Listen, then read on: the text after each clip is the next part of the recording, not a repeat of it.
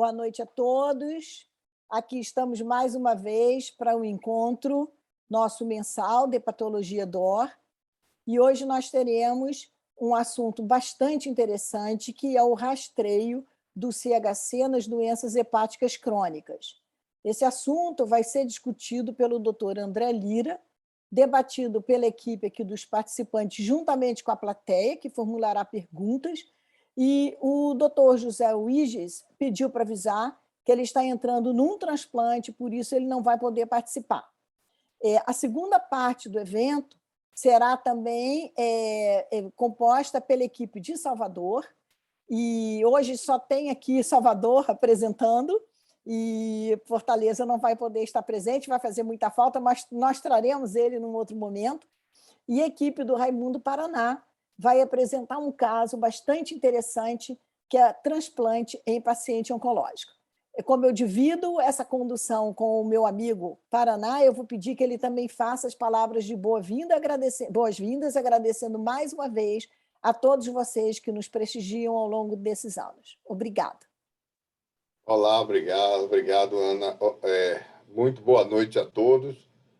Acho que o tema é extremamente importante, acho que tem muitas coisas a serem discutidas sobre o rastreamento do carcinoma hepatocelular, sobretudo com os conhecimentos mais recentes sobre comportamento e oncogenicidade de determinadas doenças hepáticas em estágios diferentes. Vai ser muito bom. E, em seguida, nós vamos ter um caso clínico, que é um caso clínico que merece uma discussão, e ele já tem o desfecho. Então, acho que vai ser interessante a participação de todos. Então, está aberta a sessão. Passar logo a André, não é, Ana, para começar a apresentação. Eu vou apresentar juntamente com o Tiago Abud, que é do nosso time de imagem, aqui do Hospital Aliança.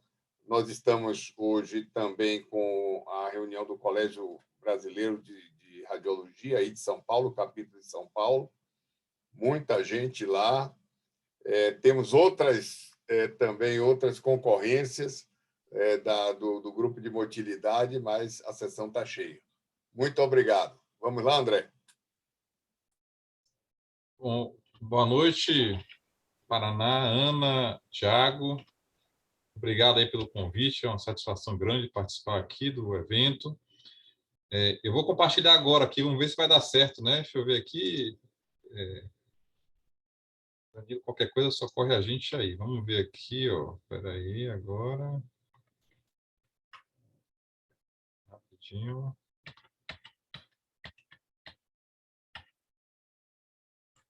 Assim, espera aí.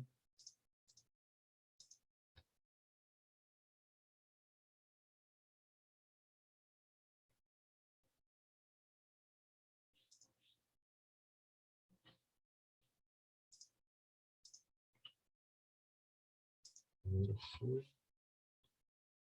mostrado.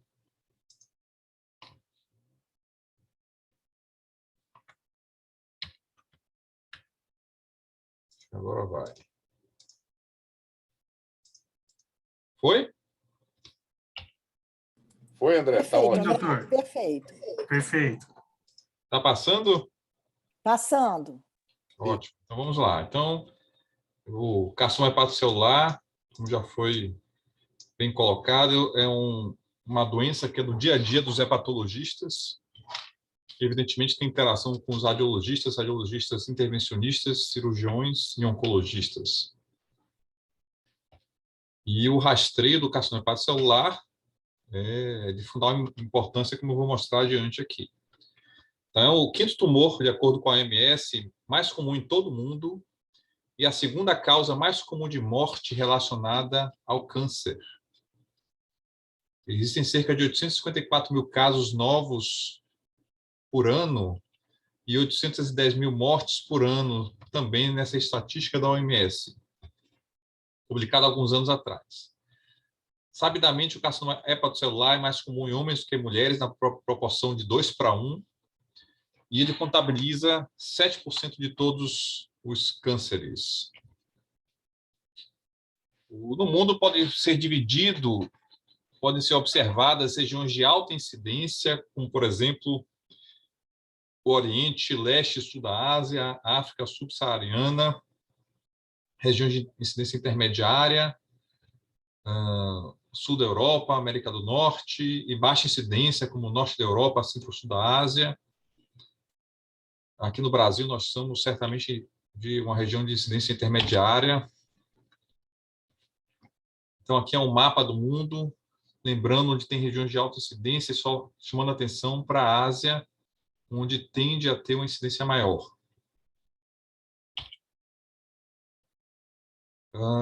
Os estudos têm mostrado que o carcinoma hepatocelular tem sido observado com maior frequência, possivelmente pela melhoria dos métodos diagnósticos, mas também não podemos descartar um aumento da incidência real associada. E a sobrevida em 5 anos também tem se elevado bastante ao longo dos últimos anos e da última década, e certamente das últimas décadas. Isso certamente tem a ver com a melhoria da tecnologia e das propostas terapêuticas para o HCC. O principal fator de risco para o carcinoma hepatocelular é a cirrose hepática, isso já é conhecido de todos, é o fator-chave para o surgimento do tumor. Então, a cirrose ela é carcinogênica. A cirrose, por ela entrar numa via alternativa de regeneração, diferentemente do que ocorre às agressões agudas do fígado, então ela leva a fibrose e, nesse processo, ela leva um processo ela passa a ser carcinogênica, facilitando a modificação e mutação dos hepatócitos. Então, a cirrose é presente em 85% a 95% dos pacientes com HCC, e a taxa de incidência de HCC entre cirróticos varia de acordo com as estatísticas.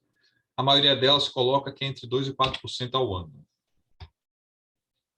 Entre os fatores de risco para a cirrose hepática, como fatores etiológicos, né, que levam à cirrose, mas também que por si podem provocar o carcinoma, nós temos a hepatite B. Sabemos que a replicação viral ativa e mais elevada está associada a maior chance de surgimento do HCC. O carcinoma hepatocelular ele é menos comum nos pacientes que são os antigos portadores inativos, as infecções crônicas, as GHB negativas. Portanto, ele é menos incidente nos pacientes com hepatite B, sem cirrose hepática, em comparação com os pacientes com cirrose hepática. Mas, novamente, lembrando que o vírus B, por si só, ele pode ser carcinogênico, ele é carcinogênico. E uma história familiar de CHC no paciente com hepatite B está associada à maior chance de surgimento do tumor. E também genótipos, nós não utilizamos na prática clínica, mas, da mesma forma, existem genótipos que estão mais associados ao surgimento do câncer do que outros. Com relação à história familiar, esse estudo aqui ilustra muito bem o papel da história familiar no paciente que tem hepatite B. Então, vocês observem que o indivíduo que é a GHBS positivo e tem história familiar, representado aqui na linha azul, ele tem a incidência cumulativa do câncer em 15,8%, em contrapartida, o indivíduo que é a GHBS positivo e não tem história familiar tem uma incidência menor, metade. Portanto, a história familiar neste paciente com hepatite B, ela é um fator importante de risco para o surgimento do tumor. A hepatite C é a principal causa de CHC relacionada ao vírus no Ocidente, Japão, Norte da África e Oriente Médio. A incidência do CHC no paciente com vírus C varia de acordo com os diversos estudos. Então, no paciente que é cirrótico por hepatite C é de 2% a 8% ao ano. Em contrapartida, o paciente sem fibrose hepática avançada, a incidência é bastante baixa. E a terapia bem sucedida com os DAAs, houve controvérsia se aumentava, se poderia até facilitar o surgimento do CHC, mas hoje é bem definido que ela reduz o risco do câncer de fígado, alguns estudos em até 70%. Então, ainda aqui em relação aos principais fatores de risco do CHC no mundo, então aqui nós podemos observar que o vírus C nos países da Europa é um fator de risco importante, o vírus B também, mas o vírus C mais importante. Já quando nós olhamos aqui a Ásia, o papel do vírus B se eleva bastante, principalmente na China e Japão. E na África também o vírus B tem um papel importante. E o álcool é uma importante etiologia de cirrose em toda, né, em diversas partes do mundo, incluindo aqui no Ocidente, principalmente no Ocidente. E é, sem dúvida, também um importante fator de risco associado ao CHC, principalmente no paciente cirrótico. Bom, esse estudo aqui é um estudo multicêntrico que avaliou a associação entre a resposta virológica sustentada e as causas de morte no paciente com hepatite C e fibrose hepática avançada. Foi um estudo multicêntrico internacional, um follow-up a longo prazo em 5 centros da Europa e Canadá. 530 pacientes foram avaliados com fibrose avançada por hepatite C. Na verdade, foi a época que ainda o tratamento era feito com interferon. E esses pacientes tinham uma prova histológica de fibrose avançada ou cirrose. E o follow-up completo foi avaliado nesse período aqui, de 2010 a 2011. Os autores observaram que, mesmo após a cura da hepatite C, nos pacientes com fibrose avançada, você ainda assim tem a chance de ter o carcinoma hepatocelular, embora menor incidência do que o indivíduo que não curou, evidentemente. Então, curar a hepatite C é algo que tem um benefício grande em relação ao surgimento do carcinoma hepatocelular no paciente que já tem uma cirrose instalada na hepatite C. Entretanto, não elimina por completo o risco do surgimento do tumor. Esse outro estudo também avaliou esta questão em relação à hepatite C. E, novamente, aqui vocês observem que o indivíduo com cirrose, após resposta virológica sustentada, ele tem risco, né, de surgimento do tumor em comparação com o paciente que é não cirrótico. E a detecção precoce do CHC? A detecção precoce do CHC foi analisada aqui nessa meta-análise alguns anos atrás. E, assim, dentre os diversos estudos avaliados, 40 artigos foram incluídos e 7 abstracts foram considerados relevantes pelos autores.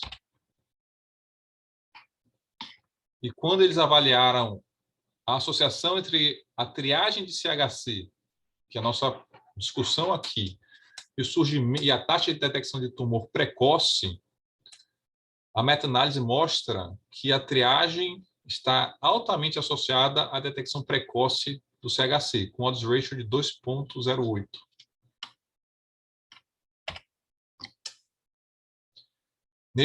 Nesta outra análise aqui, os autores avaliaram a associação entre a triagem do CHC e as taxas de tratamento curativo para o tumor. Então, o que eles encontraram foi que os pacientes que eram diagnosticados através da triagem, do rastreio do CHC profilático, tinham uma chance muito maior de serem submetidos à terapia curativa, com odds ratio de 2,24. Então, essa meta-análise mostra muito bem o benefício da triagem do CHC. Nesta outra tabela aqui também, que os autores avaliaram, a taxa de sobrevida foi muito superior entre os pacientes, nos diversos estudos avaliados da meta-análise, entre os pacientes que foram triados em comparação com os pacientes não triados. Esse também é um outro estudo randomizado, controlado, que avaliou o rastreio do carcinoma hepatocelular, é um estudo feito na China. Foram 19 mil pessoas praticamente avaliadas, com idade entre 35 e 59 anos.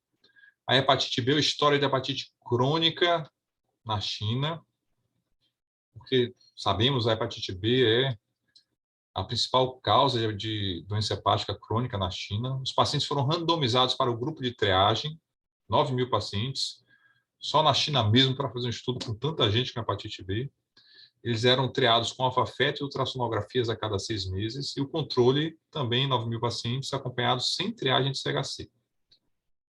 Esse é um estudo mais antigo, na época que o rastreio ainda não estava totalmente comprovado. O endpoint primário foi mortalidade por CHC. E vocês observem aqui nesse clássico estudo que a mortalidade cumulativa foi diferente entre os pacientes submetidos à triagem e os pacientes controles. Então, a sobrevida foi muito maior entre os pacientes triados em comparação com os pacientes controle, no grupo controle. Os autores observaram uma detecção subclínica do que eles chamaram de subclínico, HCC inicial, na verdade, em 52 versus 0% do grupo controle, 52 indivíduos do grupo triado. Carcinomas pequenos foram 39, 45% versus 0. E a ressecção também foi atingida em 46% versus 7,5% do grupo controle. E a mortalidade cumulativa foi maior também nos pacientes que no grupo controle, aqui em vermelho, em comparação com o grupo de triagem.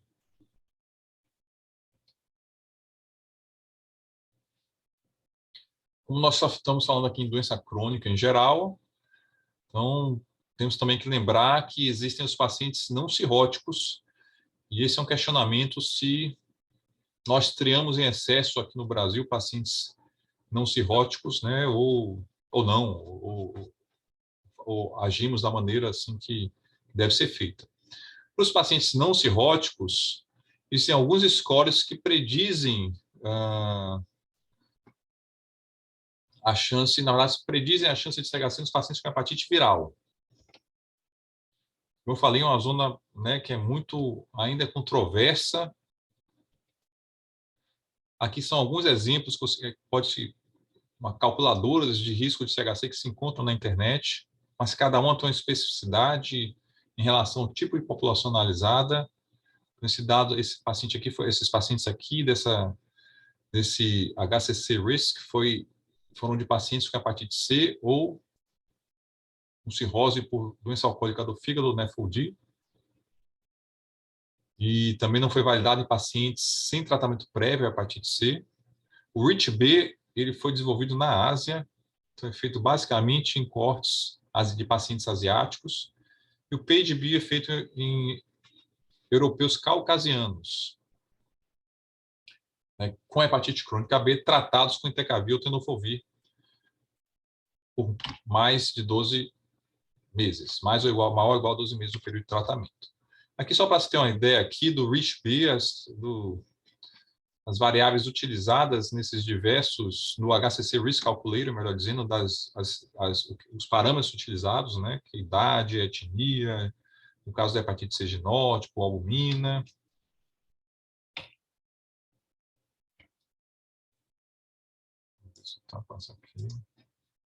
No caso aqui do REACH-B, que é utilizado mais na Ásia também, só para você ter uma ideia dos parâmetros, idade, ALT, a GHB é positivo ou não, carga viral também é avaliada, o sexo. O PAGE-B, que é feito em caucasianos, é um score bem simples, fácil de fazer, onde você pontua de acordo com a idade, com o gênero e com os níveis de plaquetas. E aqui, de acordo com os scores obtidos, você vai classificar o indivíduo com baixo risco de CHC, risco intermediário e risco elevado.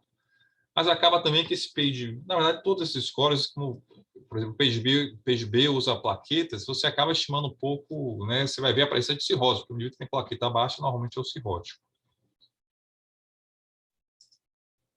O PAGE-B foi avaliado aqui pelo grupo do Maranhão e publicado agora este ano, para avaliar, para predizer risco de surgimento de carcinoma hepatocelular no paciente com hepatite crônica B. E o que os autores acharam é que o cutoff, né, ponto de corte que teve maior sensibilidade para o PAGE-B foi 11 pontos e para o REACH-B 7,5 pontos. Agora, é válido ressaltar que, novamente, aqui no caso é o PGB, dos quase 1.000 pacientes que eles avaliaram, o score foi bom em predizer o CHC, mas todos eram cirróticos. Quer dizer, então, na verdade, todos os pacientes, o score, na verdade, mostrava que o paciente, indicava que o paciente tinha cirrose. E todos os pacientes que tiveram CHC eram cirróticos. Então, eu conversei até com a Dalgisa, né, pessoal, no telefone esses dias, e eles vão fazer a segunda etapa agora para ver essa questão do paciente não cirrótico. Mas esse dado inicial aqui já nos indica que o paciente que não tem cirrose, a chance de CHC, sem dúvida alguma, é muito mais baixa. Bom, a ASLD, seu guideline, ela sugere quais são qual a população que teria benefício na triagem do carcinoma hepatocelular. Então, eles colocam pacientes asiáticos com idade acima de 40 anos, ou do masculino ou feminino acima de 50 anos, pacientes com hepatite B, com história familiar de HCC. Aqui não fala se o paciente, qual estágio, qual a fase da infecção, então coloca todo o pool de pacientes, né, não esclarece. Os afrodescendentes norte-americanos também com hepatite B. E os cirróticos, evidentemente, isso aí não resta dúvida, é quem tem mais risco do surgimento do tumor. As outras populações todas de cirrose, né, de outras etiologias, eles colocam também como tendo benefício. E o benefício incerto são os indivíduos mais jovens com hepatite B. A Sociedade Americana coloca que o estágio 3 de fibrose na hepatite C, né, é um benefício incerto, mas a europeia coloca como benefício. Acho que a maioria das pessoas na prática triam estágio 3 e 4.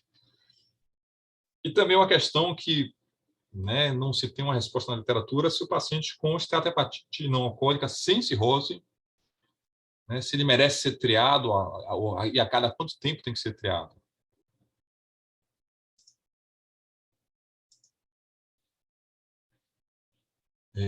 Então, a recomendação da SLD é que todos os pacientes com cirrose devem ser submetidos à triagem do CHC. Isso está associado à melhora da sobrevida, os estudos são bem claros nesse sentido. O risco de CHC nos pacientes com cirrose por hepatite C reduz com o tratamento, mas não é eliminado. Então, esses pacientes devem manter a triagem mesmo após a cura. E o risco de CHC no paciente sem cirrose por NephLD e, no caso, vírus C, não é um risco que, até o momento, eles possam dizer que mereça a triagem.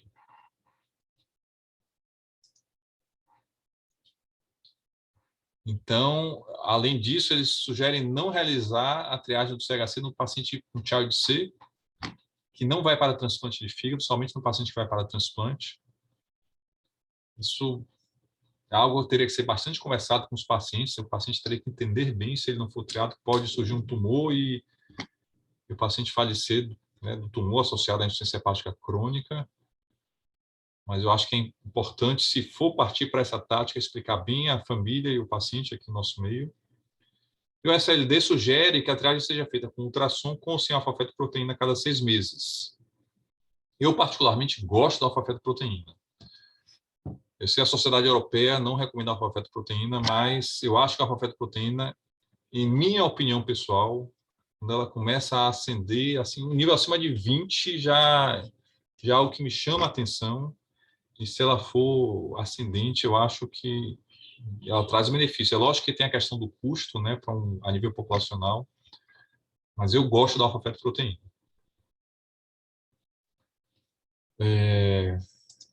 A Sociedade Europeia, ela recomenda também a triagem todo cirrótico, né, de qualquer etiologia. Lembrando que o paciente com Child C somente se estiver também, da mesma forma que a Sociedade Americana, se estiver esperando o transplante de fígado. O não cirrótico com hepatite B, eles colocam que os riscos intermediários, que eu mencionei ali do PGB, devem ser submetidos à triagem. E os não cirróticos F3 também devem ser submetidos ou considerados para a triagem. E aqui a Sociedade Europeia indica a triagem com ultrassom e alfa-fetoproteína não é recomendada porque eles consideram que o custo-benefício não é válido. A Sociedade Brasileira, né, poderia deixar de mencionar, recomenda a triagem em população de alto risco com cirrose compensada. Nos não cirróticos, eles colocam a hepatite B com alto risco, mas não fica claro exatamente o que é a hepatite B com alto risco. Nos F3 também é recomendada a triagem. E a triagem aqui é com ultrassom, com ou sem alfa-fetoproteína, da mesma forma que a Sociedade Americana.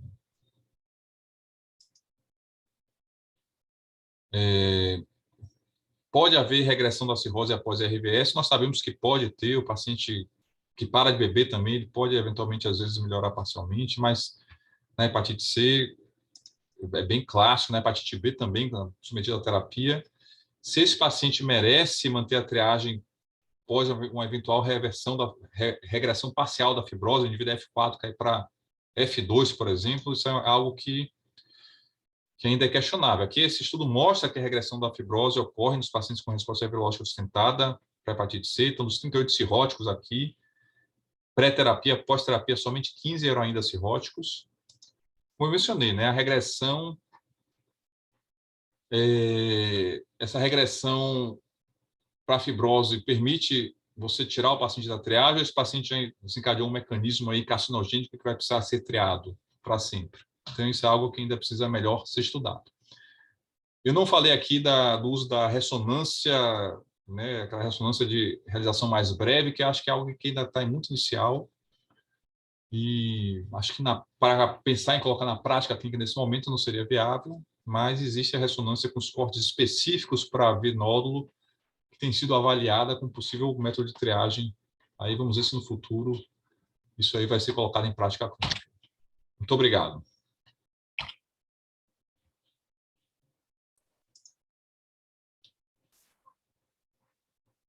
Ok, André, Paraná.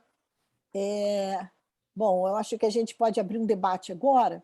Eu não sei se tem pergunta, mas antes da apresentação da equipe do Paraná, eu quero te fazer uma pergunta, André, de ordem prática. Quando a gente tem um nódulo displásico, seja em hepatite B, seja em hepatite C, evidentemente que eu estou falando desse nódulo displásico por ressonância, qual é o tempo que você sugere para a gente repetir essa ressonância? Eu acho que isso, para a gente que vê muito doente, é um calcanhar de Aquiles. E ou você guia por score, ou você usa 6 meses, ou você usa etiologia da doença. E queria ouvir você também, vocês dois, se vocês quiserem, se você quiser dar uma opinião sobre a radiologia, tá? E o que a gente faz na prática? O doente está ali. Eu acho que o doente que tem um nódulo que é displásico, então você tem duas opções. Um é se não houver contraindicação. Alguns autores sugerem biopsiar, é uma prática muito mais, acho que eu diria mais dos Estados Unidos. Alguns autores, né, quando um nódulo ficar na dúvida se tem algum componente de CHC, não fecha os critérios totais para CHC, alguns autores optam por biopsiar o nódulo, sabendo que tem uma taxa de falso negativo nessas biópsias, né? Então essa biópsia, quando ela dá positiva, ela ajuda que você já pode pensar em tratar o paciente já com CHC, eventualmente listar o paciente por transplante, se for o caso. Mas quando ela dá negativa, você continua naquela mesma situação que você vai precisar monitorar esse nódulo. Eu, habitualmente, um nódulo displásico, eu repito o primeiro exame de imagem com 3 a 4 meses. E aí, posteriormente, a depender dos resultados, eu posso passar no máximo até 6 meses. Né? Mais que 6 meses, eu acho que não dá. Mas, habitualmente, assim, a minha ideia inicial, na prática, é 3, 4 meses no máximo. Assim. Pelo menos na primeira vez. Paraná, o que você faz? Eu acho que não tem muito essa resposta, não, né? Eu acho que o que o André colocou aí, na prática, é o que todo mundo acaba fazendo, embora não tenha muito respaldo. meu ver, a gente precisa simplificar porque acaba se tornando uma recomendação e também uma política de rastreamento, mas a gente não tem todas as informações necessárias para saber como rastrear, o que rastrear e como tirar do modelo habitual de rastreamento um paciente. Por exemplo, André, você colocou, você acha que já está na hora da gente adotar o PAGE no Brasil, PAGE-B, e se estiver na hora, o que é que ele vai mudar na nossa, o que é que ele poderia mudar na nossa política de rastreamento? Mudaria o tempo, mudaria o método? Eu acho, Paraná, aqui nossa população na Bahia, nós temos uma questão que atrapalha um pouquinho a gente, que é que a nossa população aqui, 80% ela ou é afrodescendente ou ela é miscigenada, né?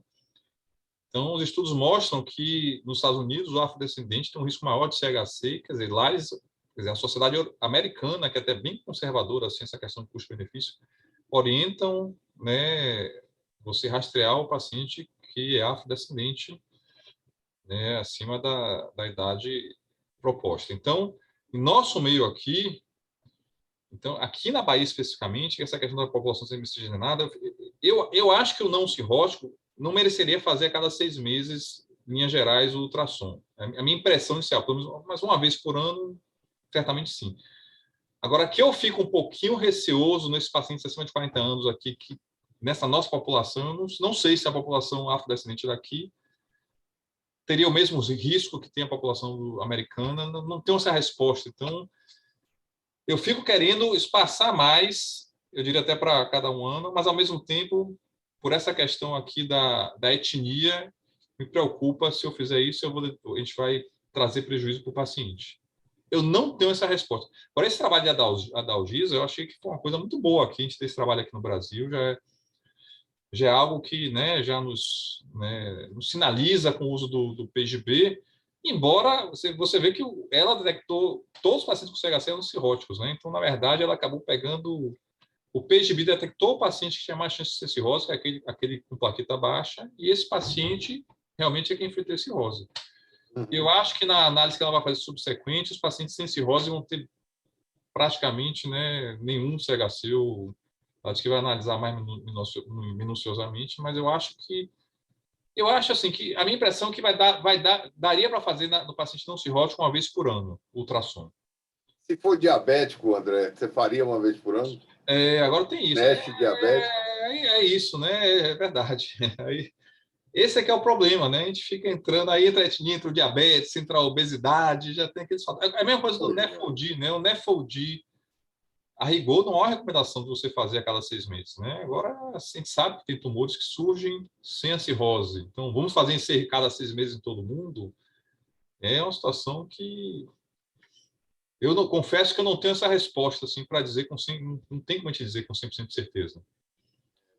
Eu acho, eu comungo desse pensamento.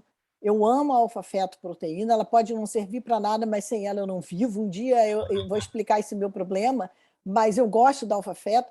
E o Salas, o nosso coordenador da rádio intervencionista, ele bate nisso de 20/20 e a gente começa a procurar. Com relação ao nódulo displásico, me incomoda muito.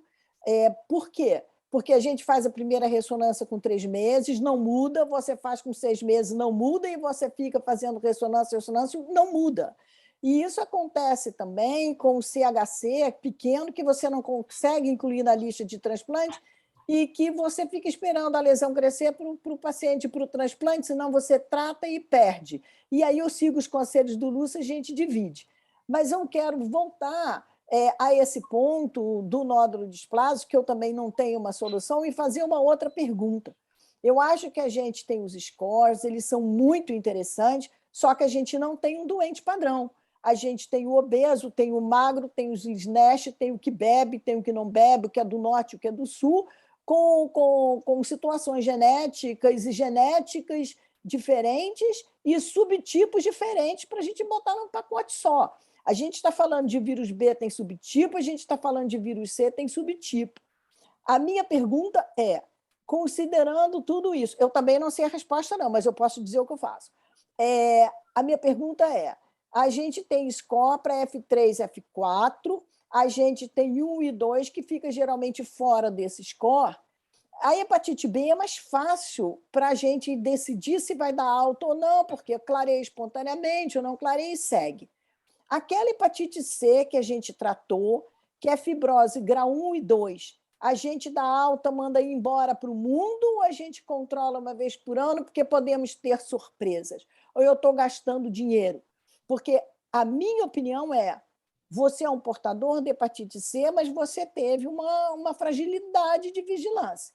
Você hoje não tem mais o vírus, mas eu estou convicta que você tem F1 e F2. Então, eu te dou alta para sempre e você pega uma carona num check-up anual e faz as suas coisas. O que é que vocês fazem? Porque o meu doente volta uma vez por ano ou a cada 2 anos. Eu faço isso. E estou falando porque eu sei que tem gente do serviço me ouvindo aqui e é isso que a gente faz. Então, queria ouvir o que vocês fazem, se eu estou gastando dinheiro ou se a gente assume, não. Você é 1 e 2, está curado, ponto, tchau e benção. Eu vou dizer como a gente faz lá no ambulatório da gente, né? Um ambulatório muito cheio, né? Um ambulatório da universidade, no caso. Paciente que é F0 e F1 e curou hepatite C, nós damos alta. Paciente que é F3 e F4, acompanhamos para o resto da vida. E o F2, aí depende se ele tem uma comorbidade ou se não tem. Se ele for um F2, assim, 0 de comorbidades, aí a gente tende a dar alta. Mas o paciente tem uma esteatose, diabetes, uma obesidadezinha, aí ele fica no ambulatório para sempre também. Concordo plenamente. É mais ou menos isso que eu considero. A comorbidade acho que é muito importante. Esteatose, síndrome metabólica, sem dúvida. Eu acho que esse paciente tem que ficar sob vigilância. Aquele F0, paciente jovem, esse a gente fica mais tranquilo, né? Pode ir, fique tranquilo. E o F3, esse não volta, esse é fácil. Esse não volta. O jovem não volta. Eu tive um exemplo de uma paciente com hepatite C, que ela migrou, na verdade, de serviço, e ela era uma F3, tratou, ficou super bem. 5 anos depois, ela explodiu um carcinoma hepatocelular rapidamente evolutivo. Um comportamento biológico horrível. Tem uma pergunta, a Suzana coloca aqui, parabeniza a todos, é da Cefet, a presidente da Cefet, e tem uma pergunta aqui do Salas, se existe algum protocolo, André, específico para pacientes que tiveram CHC, foram tratados e curados, seja por cirurgia, seja por ablação, e tiveram resposta completa. Como é que segue esses pacientes? O paciente que teve CHC, tratou e curou, não é isso? Isso, na verdade, isso varia um pouquinho, né? As pessoas fazem, os serviços fazem de maneiras diferentes. Então, eu diria que não tem uma maneira assim padronizada, universal, não. Eu, normalmente, o paciente que faz uma ressecção, por exemplo, eu faço um exame trifásico habitualmente com 3 meses. E aí, depois, né, de acordo, dando tudo bem, aí eu espaço e a cada 6 meses, sem dúvida alguma, ele vai fazer um exame e, eventualmente, às vezes, em alguns casos, aí depende do paciente também, em alguns casos eu faço anualmente, mas com 3 meses, habitualmente, eu faço sempre uma reavaliação do paciente. Agora, na ablação, não. Na ablação é com 45 dias, entre 30 e 60 dias. Habitualmente, na ablação, 45 dias, tem que fazer um exame de controle, né, para ver se houve resposta ou não. A ablação já é uma coisa mais clássica, né? A ablação e na TACE, né, na verdade, as duas coisas. 45 não, mas, dias. Assim, para ver se teve resposta, ok, mas aí eu acho que o Salas está colocando que o paciente já teve resposta. Já teve a resposta, né? E aí a gente faz com o quê? Com ressonância, faz com ultrassom mesmo, faz com CELS, faz com tomografia. Eu, assim, o paciente que tratou e teve resposta, aí eu acabo acompanhando com um exame trifásico. Não vejo como fazer com ultrassom esse paciente mais. Não vejo aí como é que o ultrassom vai avaliar. Não teria como o ultrassom entrar nesse papel. Ele vai precisar de um exame trifásico. Sempre vai precisar de um exame trifásico para a gente ver se o nódulo reativou ou não. A questão não é só o surgimento de novos nódulos. Esse nódulo foi tratado, ele um dia pode reativar, como já vi casos, né, de radiofrequência, depois vai lá, surge uma pontinha lá, tá tudo lá inativo, daqui a X meses vai lá, uma pontinha surge lá da radiofrequência.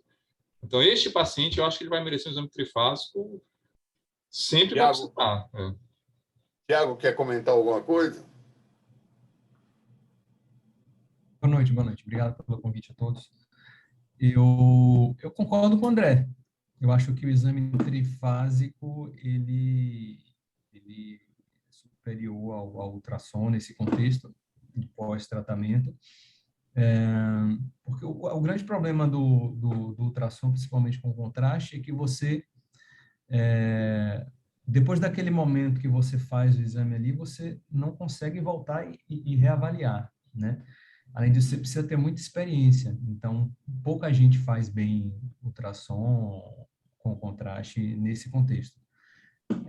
Embora a literatura mostre que ressonância e tomografia são semelhantes, o que a gente vê é que normalmente prefere-se ressonância para avaliação desses pacientes após tratamento, né? A gente consegue ver de maneira mais inequívoca um foco de realce, um foco de alteração de sinal, a gente usa sequências de subtração. Então, nesse contexto de pós-tratamento, eu acho que a ressonância tem um papel preponderante aí, embora não haja ainda um protocolo, um guideline bem estabelecido, principalmente em relação a tempo, né? Se a gente segue depois de 3 meses, de 1 mês, de 6 meses, enfim.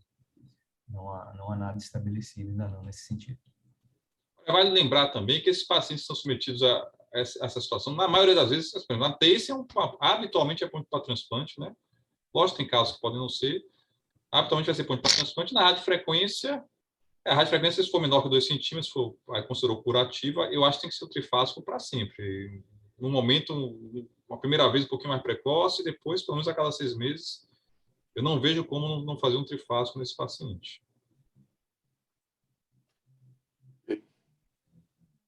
Tem um ponto aqui colocado pela nossa colega Fernanda Branco.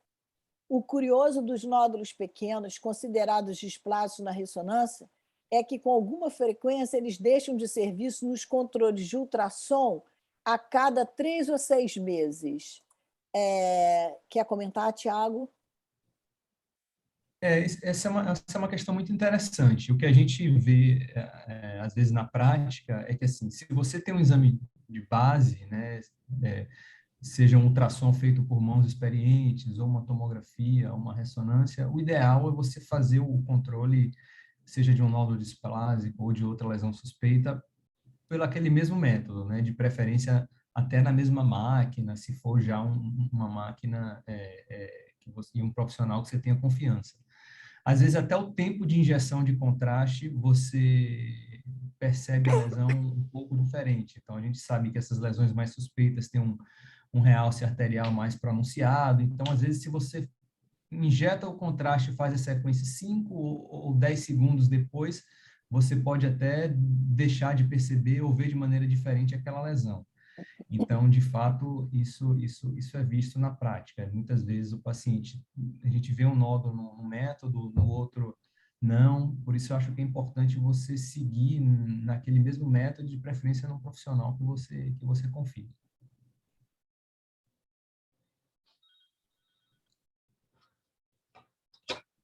Passamos por caso, foi excelente a discussão.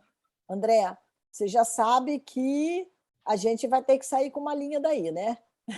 Eu até vi que vocês falaram de 2 indicadores, assim, é uma coisa que a gente vai ter que... Não, olha só, gente, até para os colegas que estão assistindo, nós estamos repassando os temas esse ano, né, Paraná, para a gente tirar linhas de cuidado, mas a gente depois vai voltar a isso trazendo linhas, resultados e arrumar gente para ajudar, né? Porque, na verdade, a gente está escolhendo os temas e a ideia é que a gente, a partir do ano que vem, já esteja juntando todos os hospitais do Brasil, para quem está aí nos assistindo, para colaborar com o resultado. Todo mundo que está nos ouvindo, estamos aqui aceitando voluntários, E muito, muito legal que vocês ajudem a gente, muita honra que vocês estejam aí conosco nessa jornada, todos que estão assistindo. E é só fazer o contato aí. O Paraná tem o telefone do Brasil inteiro. Além de meu amiguinho, irmão, ele é meu consultor em tudo e em telefones.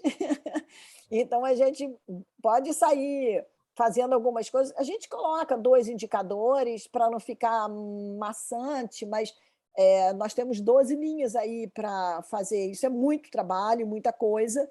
Então, o convite está aberto à criatividade, ao que vocês acharem bacana aí, que a gente possa. Nós somos só facilitadores e mediadores, Paraná e eu. Tá? Isso tem que ficar bem claro. A gente tem uma função de facilitar, unir, agregar, é o nosso papel. A gente não vai encabeçar a linha, a gente vai só ficar assim, escolhendo resultados, discutindo. Nós somos facilitadores. Nosso papel, a gente diz coordenação, mas é facilitador. Eu acho que é o nome mais bacana e agregador. É isso que a gente quer fazer, né? Eu queria que você falasse um pouquinho, Paraná, e vamos dar entrada aí para o caso de vocês. E muito obrigada, André, foi muito bacana, muita ideia bacana de score. Fala com Giza, que de repente ela participa dessa linha e a gente está pronta a colaborar com doentes nossos. Manda, minha equipe está ouvindo e a gente pode ajudar a contribuir com doentes também. Tá bom? Tá certo, ótimo. Vamos adiante. Isso Obrigado. mesmo. Nossa função, né, é tecer, né? Somos tecelões, tecer a rede, né? E botar todo mundo dentro desse mesmo projeto, agregar e a gente desenvolver a cultura de trabalhar em rede. E com todo mundo tendo participação, se sentindo incluído e bastante motivado. Essa é a nossa função. Pois bem, vou apresentar o caso, então. Maravilha. Obrigada, André, mais uma vez, em nome do Brasil todo. Foi ótimo. Foi Obrigado a ótimo. vocês também. Olá, vocês estão vendo aí? Sim. Conseguem ver? Perfeito, perfeito. Então, esse é um paciente de 64 anos. Em 2013, ele teve um diagnóstico, veja, muito jovem ainda, de um adenocarcinoma de colo com metástase hepática, já no momento do diagnóstico. Ele passou a ser acompanhado em São Paulo, onde ele foi submetido a uma colectomia e depois a uma quimioterapia. Eu não tenho as informações exatas, precisas de que droga ele usou.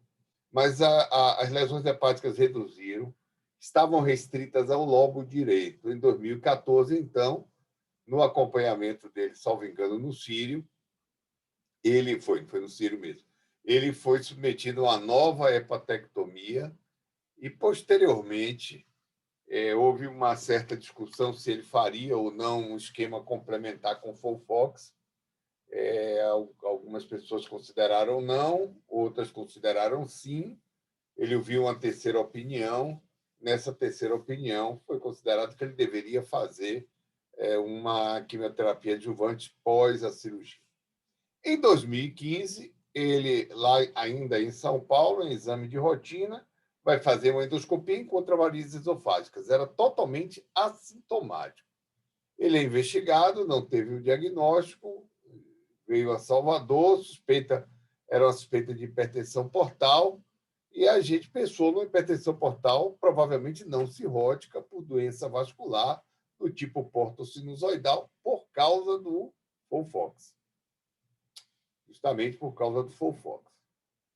Naquela época, ele tinha uma albumina de 4,2, tempo de protomina de 1,1, bilirrubina de 0,9, bilirrubina total de 0,9, direta 0,5, indireta 0,4, ureia e creatina normais. O exame físico mostrava uma volumosa esplenomegalia. Isso reforçava ainda mais a hipótese de uma hipertensão portal não cirrótica. A hipertensão portal não cirrótica costuma ter uma esplenomegalia bem mais avantajada do que a hipertensão portal cirrótica. Foi feito, a endoscopia mostrava varizes de grosso calibre, foi indicado fazer a ligadura elástica. E aí, paciente com excelente estado com excelente funcionalidade hepática, um diagnóstico incidental de uma hipertensão portal. O que é que vocês fariam nesse momento? Uma biópsia hepática, Ana André, ou se alguém quiser também colocar aí no chat, apenas seguiriam o paciente, investigariam trombofilia genética, o que mais? Ou fariam alguma coisa diferente nesse caso? Paraná, eu não sei se eu não entendi, ele tinha trombo?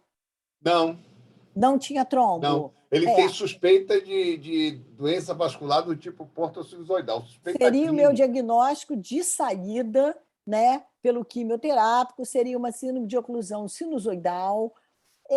Eu acho que você investigar uma trombofilia é interessante, mas eu não tenho nenhuma evidência de trombo nesse caso. Então, pode até investigar.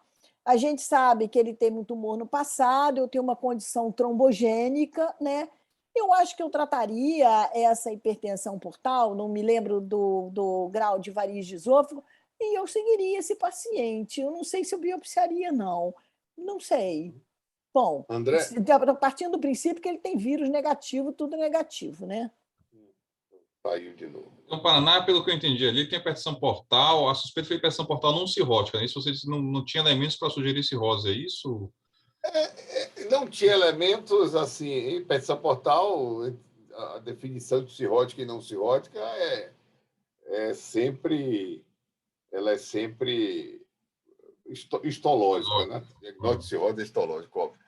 Mas tem alguns aspectos indiretos, né? Um deles é o fato de ter uma volumose esplenomegalia num paciente com uma excelente reserva funcional hepática. Há também a elastometria, que naquela época ainda não estava validada, não sabia qual seria o cutoff do paciente não cirrótico. Hoje a gente tem alguns estudos, mas mesmo assim há muitas dúvidas. O fato é que faria ou não faria uma biópsia nesse paciente? Importaria saber se era cirrótica ou não cirrótica num paciente que tem excelente reserva funcional? Eu não faria. A gente tem visto muita venopatia obliterativa portal, né? Eu imagino por isso que você também falou de trombofilia. Um cirrótico, se fosse paciente cirrótico, habitualmente não pediria investigação para trombofilia, mas pensando na possibilidade de uma venopatia obliterativa portal, aí faria investigação de trombofilia. Habitualmente também, assim, eu não digo que é sempre, mas o paciente com hipertensão portal, de um modo geral, eu não biopsio assim, sistematicamente, porque eu acho que se você biopsiar um paciente com hipertensão portal, se você suspeita com a possibilidade de ser não cirrótica, a biópsia ideal é a biópsia cirúrgica e com cunha profunda, não é aquela cunha que o patologista não só vê cápsula, é a cunha profunda, naquela fatia de bolo profunda, que aí o patologista consegue diferenciar bem a fibrose da cirrótica e não cirrótica. Então, seria submeter o paciente a uma cirurgia. Normalmente, eu converso com o paciente, os pacientes que querem assim, muito chegar ao diagnóstico, esses paciente que quer muito chegar ao diagnóstico de qualquer jeito, está disposto a isso, aí, eventualmente, fariam uma biópsia dessa forma, laparoscópica, havendo a suspeita de depressão portal não cirrótica. Mas, caso contrário, eu tendo a acompanhar como um cirrótico, se eu tiver dúvida como cirrótico, e se for uma hipertensão portal não cirrótica com um diagnóstico estabelecido, né, a gente ficar bem claro isso, aí você pode até espaçar um pouco mais o acompanhamento, assim, não precisa ser necessariamente a cada 6 meses, né, mas na dúvida eu acompanho como cirrótico. Perfeito. Minha ideia, passei pelas mesmas dúvidas, mas minha ideia é o seguinte: num paciente que está com excelente reserva funcional, o fato de ser cirrótica ou não cirrótica não mudaria a conduta, à exceção da existência da trombofilia genética. Aqui sim mudaria a conduta, porque ele teria indicação de anticoagulação para a vida toda. Mas a biópsia em si, definindo se é cirrótica ou não cirrótica, não teria nenhuma importância na mudança de conduta. Então, acabei fazendo a trombofilia genética, negativo. Ele tinha também uma história de uma tia que tinha uma trombose, enfim, mas muito pouco, muito fraca. E Ele evoluiu bem durante todo esse período, realizando suas ligaduras elásticas. Ultrassonografia de abdômen sempre mostrava os mesmos aspectos. Todas as vezes que a gente pensa numa doença de origem vascular, eu acho, Ana, que ele tem o quadro muito mais de esclerose hepatoportal ou doença portosinusoidal do que propriamente de uma síndrome de obstrução sinusoidal. A síndrome de obstrução sinusoidal costuma ter uma manifestação mais intensa e aparecem os nódulos, que são as hiperplasias regenerativas maiores. Eu acho que é mais uma doença portal mesmo, portanto, portosinusoidal. Em 2020, esse paciente apresenta uma encefalopatia, com albumina de 3,9, bilirrubina boa, ureia 21, creatinina 0,9, tempo de protomina excelente. Portanto, isso aqui é uma encefalopatia portosistêmica, o que ocorre frequentemente numa hipertensão portal não cirrótica. Geralmente, isso é um shunt esplenorenal gigantesco que esses pacientes fazem, né? Gigantesco. Em 2021, esses episódios passaram a ser sucessivos. Ele já não respondia mais à lactulose, iniciou rifaximina, controlava a encefalopatia, e aí começou, Ana, uma rápida sarcopenia, André. Muito rápida, impressionante. O oncologista voltou a rastreá-lo para a recidiva tumoral, mas aí ele já estava 7 anos fora sem doença tumoral. Mas a sarcopenia era tão importante que foi orientado pela nutricionista o snack proteico noturno e uma dieta hiperproteica com suplementação e com uso de BCAA. Ainda assim, esse paciente ficou sarcopênico. No segundo semestre de 2021, ele desenvolve um ascite de difícil controle. Não é que a ascite fosse de difícil controle, é que quando introduzia diurético, ele fazia encefalopatia. Então, ele até responderia, mas ele tem tolerância mesmo ao diurético. A reserva funcional renal se mantinha bem, mas ele começou a fazer hiponatremia com diurético e entrava em encefalopatia. Novamente, voltou a fazer uma avaliação oncológica com PET, tudo mais, negativo. Nada foi encontrado. O que fazer agora? Ele teria uma doença com uma encefalopatia, mas o paciente com reserva funcional boa, um MEL de baixo. Esse paciente entraria em lista de transplante para ascite refratária. Lembrar que essa situação é uma excepcionalidade, e aí sim, para pacientes cirróticos, escrever na lista de transplante como uma doença parenquimatosa crônica do fígado com etiologia indefinida, já que a gente não tem a histopatologia. Não transplantar porque é um paciente oncológico. Paraná, vamos lá. Você está perguntando isso para a gente, né? Queria voltar um pouquinho, mas mantenha esse diapositivo. Quando você falou na esclerose hepatoportal, foi um pensamento que eu tive. Outra coisa que eu pensei também, porque esse doente não tinha nenhuma aparência de ser cirrótico, se a gente não tivesse aí uma congestão por uma miocardiotoxidez.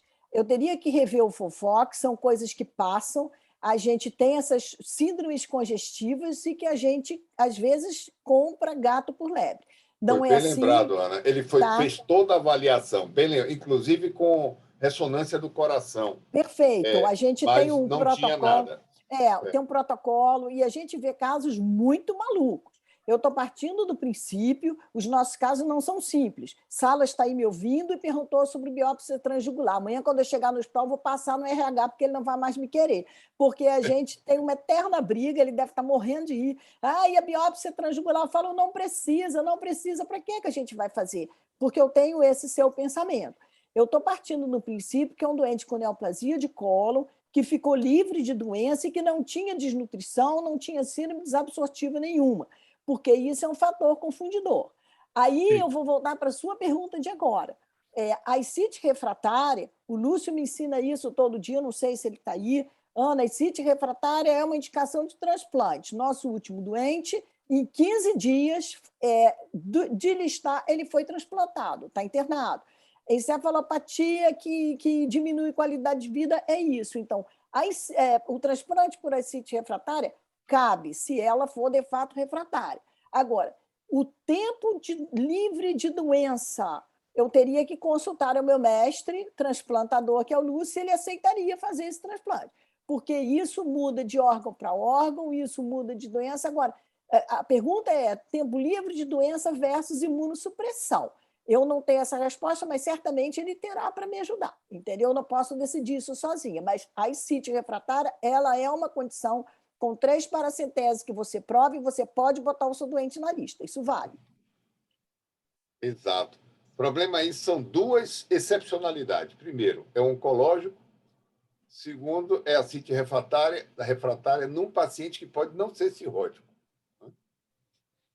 André, o que você acha? Eu acho assim que, mesmo o paciente não sendo cirrótico, é lógico que assim, a insuficiência hepática crônica ela vai se desenvolver principalmente no paciente cirrótico.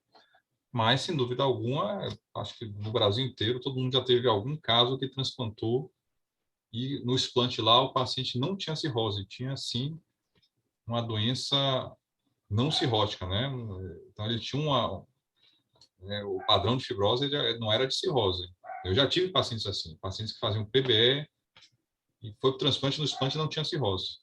Então, o fato de ter insuficiência hepática crônica, eu acho que mesmo que eventualmente ele não seja um cirrótico, cabe perfeitamente para transplante de fígado. Então, a indicação vale. Se ele preenche os critérios, como a Ana falou, as 3 paracenteses, tem que ter o sódio urinário também, menor que 88 em 24 horas, aí entraria com uma ascite refratária. E eu indicaria assim, o transplante indicaria independentemente de ter a insuficiência hepática crônica ser por cirrose ou não. A maior chance é que seja por cirrose, está com sarcopenia, fez ascite, mas se eventualmente não for, está bem indicado o transplante do ponto de vista do fígado. E do ponto de vista oncológico, ele tem que ter um câncer curado, né? O tumor, aí eu preciso da avaliação do oncologista, uma equipe multidisciplinar para todo mundo opinar, e tem que rever a portaria do Ministério da Saúde só para ver essa questão do... Teria que rever a portaria para ver se realmente é permitido nessa situação, porque assim, de cabeça agora, eu não estou lembrado, tem mais de 5 anos aí no caso, né, que ele curou, não foi isso? Tem mais de 5 anos, mas por ser tumor de colo, a mesma coisa que tumor de mama, né? É aquela história, ele chama livre de doença, mas não chama de cura. Certo. Sim, você pode tirar aí da cartola uma série de coisas. Olha, ele não pode transplantar, ele tem encefalopatia ou não? Você disse que ele tem encefalopatia. Tem encefalopatia. Sim, é uma encefalopatia. Aí o Salas falaria, vamos fechar esse shunt, se é por shunt. Ou então uma proposta, se eu tenho uma ascite refratária e não pode transplantar, eu não tenho o que fazer, não vou ficar fazendo pacientes, vão propor TIPS nesse fígado. Aí você pode sair com várias outras propostas. A razão é, vai transplantar ou não? A gente precisa consultar a academia de quem vai fazer. Entendeu? Então, isso não é um caso para uma decisão só, é um caso para uma discussão multidisciplinar. Multidisciplinar, claro. O que André colocou e Ana colocaram é que, mesmo não sendo cirrótica, esse é o 10º caso nosso aqui de transplante nessas condições. Mesmo não sendo cirrótica, alguns pacientes acabam como uma cirrose funcional. O que é que vai acontecendo nesses fígados na doença porta-sinusoidal? Ele vai desenvolvendo uma atrofia. Os espaços portas vão juntando um com o outro, vão fazendo shunts, a artéria hepática começa a hipertrofiar para compensar a falta de veia porta. Durante um tempo mantém estabilidade e depois o fígado ele murcha. Ele não faz nódulo de regeneração. Ele simplesmente desaparece. Ele vai murchando, perdendo. Quando transplanta, a surpresa que você não tem histologicamente um quadro de cirrose. Mas vamos ver se isso seria o que já ocorreu, o que ocorreu com esse paciente. Mas antes, vamos ver as imagens. Tiago, você pode mostrar? Era para eu ter cegado aqui, mas aqui só tem médico. Claro, professor. Então, nós vemos aí uma ressonância magnética do abdômen superior, nitidamente está clara a redução de dimensão do fígado aí do lado direito, um fígado com contornos lobulados e que tem um aumento do lobo caudado e redução do lobo direito, né? Adicionalmente, a gente vê um baço aumentado e sinais de uma ascite aí moderada, né? Nessas sequências aí in out, a gente tenta ver se tem queda de sinal no fígado que sugira esteatose ou sobrecarga de ferro. Não havia sinais nesse exame, não. Acho que a Fígado gente tem... pequenininho, Tiago. Alguma coisa que você possa sugerir entre uma hipertensão portal cirrótica e não cirrótica, do ponto de vista de imagem do fígado? Não, o que dá para ver que é um fígado que já tem um certo grau de sofrimento, obviamente, crônico há algum tempo, né? Por enquanto, não. Nessas sequências aí, a gente só vê mesmo alteração morfológica, um lobo caudado bem grande. Não parece ser aquele fígado multinodular ainda por enquanto, né? Com aqueles vários nódulos pequenos. Por enquanto, é um fígado mais com contorno lobulado. Tiago, eu queria lhe perguntar uma coisa. Quando eu converso com um colega lá de Recife, você conversar com o Edmundo, ele vai dizer lá, olha, radiologista aqui de Recife, no ultrassom, diferencia a extossomose hepatosplênica da cirrose. Ele vai lá, aqui é extossomose, aqui é cirrose. E eu vejo aí, aqui, assim, não consigo, eu sempre vejo que o pessoal coloca tudo doença parenquimatose crônica do fígado. Algumas vezes a gente vê o pessoal sugerir uma fibrose mais portal. Mas, assim, o que você acha disso? Você acha que o exame de imagem, por exemplo, no caso, vou até falar aqui da extossomose hepatosplênica, você acha que o exame de imagem consegue realmente diferenciar, utilizando aqueles critérios da ultrassonografia, consegue diferenciar um padrão de extossomose, por exemplo, hepatosplênica de uma cirrose, ou não dá? É tudo muito parecido e confunde? Eu acho que dá para sugerir sim, André. Sua pergunta foi muito boa. A esquistossomose hepatosplênica foi descrita por imagem há alguns anos atrás pelo professor Giovanni Serri, lá na USP. E ele foi um dos primeiros a descrever os achados clássicos de esquistossomose hepatosplênica pelo ultrassom. E, normalmente, quando a gente vê aquela hiperecogenicidade periportal muito acentuada, com um baço muito aumentado, são achados que sugerem mais uma citossomose hepatosplênica do que uma cirrose hepática. Esse diagnóstico diferencial, sim, eu acho que seu amigo deu uma sugestão muito boa. Dá para a gente fazer por ultrassom, ter um certo grau de segurança em relação a isso, sim. Vou colocar aqui um molhozinho dessa discussão, viu? Molho de pimenta. Eu acho que não dá, não. Sabe por quê? Porque se você tiver uma doença do tipo esclerose hepatoportal, você vai encontrar reverberação de ramos portais e você vai encontrar reverberação da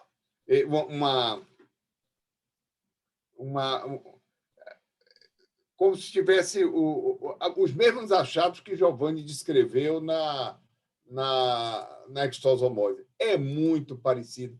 O que eu acho, de fato, é que anda se comendo nas zonas endêmicas, e aí eu já não coloco mais a Bahia, André sabe disso, a gente fala disso já há algum tempo, eu não coloco mais a Bahia em zona endêmica de extossomose, porque a gente não vê mais, não encontra mais extossomose na forma hepatosplênica, não tem... Esses pacientes desapareceram na Bahia com os programas de tratamento que foram desenvolvidos na região de Catolândia, com o grupo de medicina tropical daqui, acabou. Então, eu acho que é muito difícil. Eu vejo muito paciente chegar lá como se fosse extossomótico e, na verdade, esse paciente tem esclerose hepatoportal, nem passou em zona endêmica de extosomose, nunca entrou lá. Alguns têm trombofilia e alguns, é uma coisa que a gente está estudando, é toxicidade mesmo. Da mesma maneira que a gente tem aí pelo Folfox, existem outros que podem causar, a azatioprina pode causar, e uma série de ervas que contêm alcaloides. Elas podem causar dano no endotélio vascular e tanto doença portosinusoidal quanto veno-oclusiva ou obstrução sinusoidal. Vamos adiante, se a segunda apresentação, a segunda imagem, Tiago. Certo. Então, continuando aí, a gente vê sequências ponderadas em T2, são sequências que normalmente as lesões que preocupam a gente tem alto sinal, seja um nódulo já displásico ou um CHC, quando ele começa a ter algum grau de displasia, principalmente de alto grau, tem um sinal aumentado. Não parecia ter nesse caso do paciente. A gente mais uma vez vê um fígado irreduzido, com alteração morfológica, uma ascite moderada e um baço aumentado. E nas sequências seguintes... Vou passando. Isso. Aí são mais uma vez, 2 cortes em coronal, também ponderados em T2. Chama mais atenção, mais uma vez, o fígado bastante reduzido, um baço aumentado, e a gente já vê ali as colaterais ectasiadas no hipocôndrio esquerdo, sugerindo já um regime de hipertensão portal mais evidente.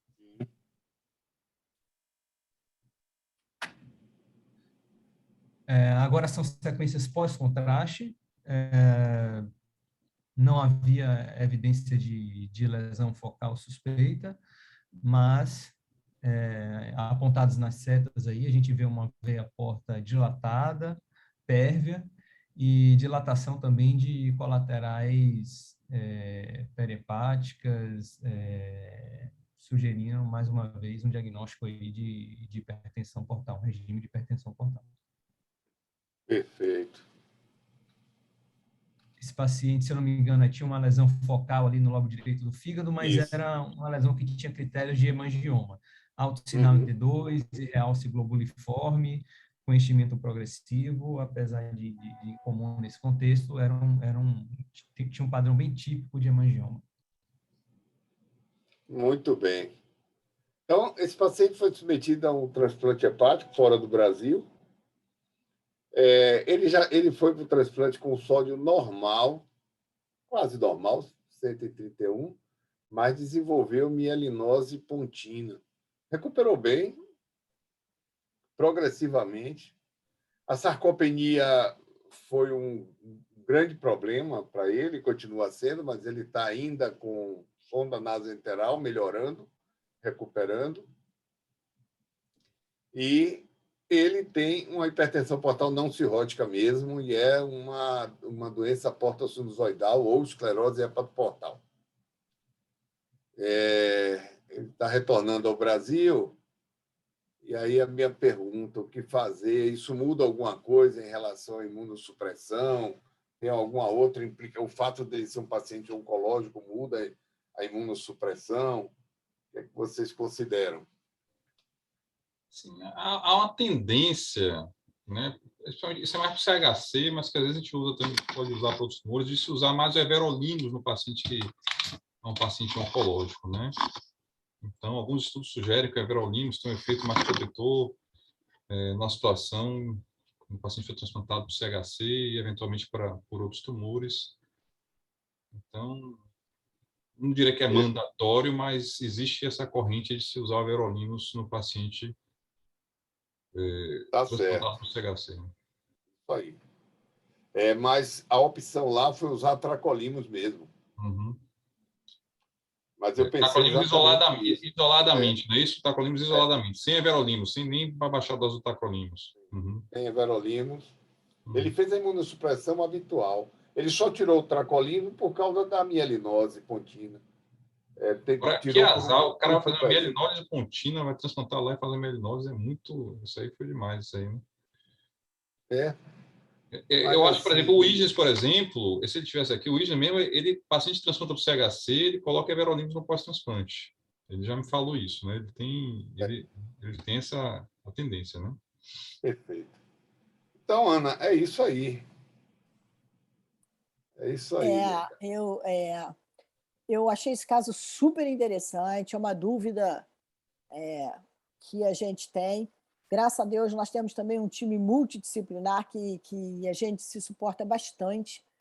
E nós temos visto coisas interessantes no momento, quer dizer, interessante do ponto de vista acadêmico, mas nada interessante para o doente, né? No momento, nós estamos com um doente que foi operado de colo, acho que há 15 ou 20 anos. Ele entra com 3 lesões de CHC, entra com uma lesão próxima ao psoas, que foi biopsiada, e essa lesão foi biopsiada porque a gente não sabia se aquilo era uma metástase de colo ou se isso ia implicar em mudança da quimioterapia. Sala está aí me ouvindo.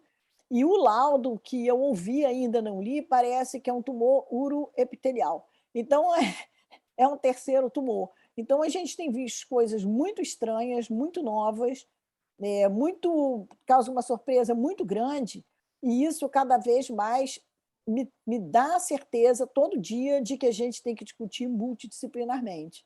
Não dá para tomar uma decisão de uma quimioterapia, de uma mielinose pontina, de uma mudança de imunossupressão, de fazer uma biópsia ou não fazer. Eu acho que essa colocação que você fez da biópsia, a biópsia ela é super boa, mas o que vai agregar no doente essa biópsia? Fazer por fazer, eu acho que... eu não faço. Eu bato isso sempre lá, eu não faço.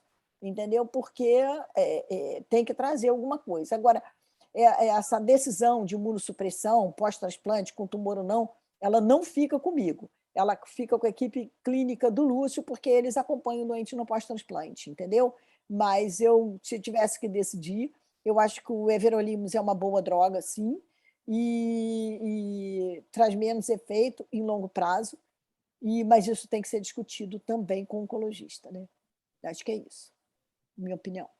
Perfeito. Paraná, eu queria que você avisasse sobre os eventos que a gente vai ter aí sábado, evento de junho, e o evento de julho. Não é o momento, mas as pessoas precisam se organizar, porque são 3 eventos maravilhosos e que fazem parte da Hepatologia DOR. Você pode fazer essa gentileza? Perfeito. Nós vamos ter agora 3 eventos consecutivos. O primeiro começa neste sábado, eu vou já divulgar, que é o de hepatite B, pacientes difíceis de tratar, com o Rui Marinho, de Portugal, o Patrick Marcelin, da França, o Hugo Schenker. No dia 21 de maio, nós vamos falar sobre doença vascular do fígado, e a doença portosinusoidal vai ser o foco principal. Vai ser com Emmanuel Ratou, do Hospital Bujon, que tem a maior experiência do mundo nesse tipo de patologia. E nós vamos ter também a presença de Luiz Freitas nesta sessão. E, em junho, nós vamos ter DILI em pacientes oncológicos, com a presença de Fernando Bessoni, que vai falar de toxicidade por analgésicos opioides. Ele é da Universidade de Rosário, Argentina. A Eleonora Di Martin, que vai falar sobre toxicidade por inibidores de checkpoint, imunoterapia. Ela é do Hospital Paul Brousse, de Paris. E o Raul Andrade, que é do Centro de Hepatotoxicidade da Universidade de Málaga, vai falar sobre hepatotoxicidade por quimioterápicos habituais, regulares, habituais, que é o caso desse paciente que a gente acabou de discutir. Então, serão esses eventos de 8h30 às 10h30, aos sábados. Nesses dias que eu mencionei, todos vão receber as devidas orientações. Queria agradecer a todos. Vamos encerrar nosso evento pontualmente e dizer que eu estou muito feliz por mais esse evento de hoje, e mais feliz ainda que eu acabei de receber um e-mail de uma colega pedindo para participar do nosso protocolo de DILI. Olha que coisa bacana. É isso aí, tá? Nossos e-mails estão publicados, eu acho que, Paraná, você pode botar o seu também, e a gente pode divulgar os e-mails da Hepatologia DOR. Eu acho que essa é a ideia, e eu vou ficar hoje muito, muito mais feliz com esse e-mail que eu recebi, de uma voluntária para nos ajudar no nosso protocolo. Está aberto, vamos seguir. Só quero dizer que a gente está finalizando o instrumento. Nós vamos ter uma reunião sexta-feira, dia 6, né, Paraná? A gente faz reuniões mensais. Estamos finalizando o instrumento do REDCap para a gente começar a divulgar. A André já sabe que vai fazer isso, nós já falamos. E você que me passou esse e-mail agora, me pedindo e-mail, vai entrar nessa dança conosco e estamos abertos aí, porque eu sei que no Norte o pessoal vai ter muito mais hepatotoxidez por droga e a gente vai ter por quimioterapia, porque cada um, nos vários Brasis que nós temos, pode dar a sua contribuição, e o que a gente quer, na verdade, é que o IDOR, a hepatologia DOR, possa ter, com um tijolinho colocado por cada um de nós, uma contribuição para consulta de hepatotoxidez e que a gente não precise consultar apenas em fontes do exterior e que a gente tenha as nossas próprias fontes, a nossa própria realidade, a nossa cultura. Então, é essa a intenção, pertence a todos. Vou encerrar. Voltaremos, então, na última quinta-feira de maio e vamos dizer aí que esperamos encontrar todos novamente. Obrigada aos palestrantes, obrigada, André, obrigada a todos. Equipe do Paraná completa, muito obrigada. Paraná, você fecha o evento. Obrigado, muito obrigado, André, Tiago e a todos os presentes. Foi ótimo, excelente. E até a próxima, o próximo evento do Hepatodor. Muito obrigada, boa noite. Tchau, boa noite.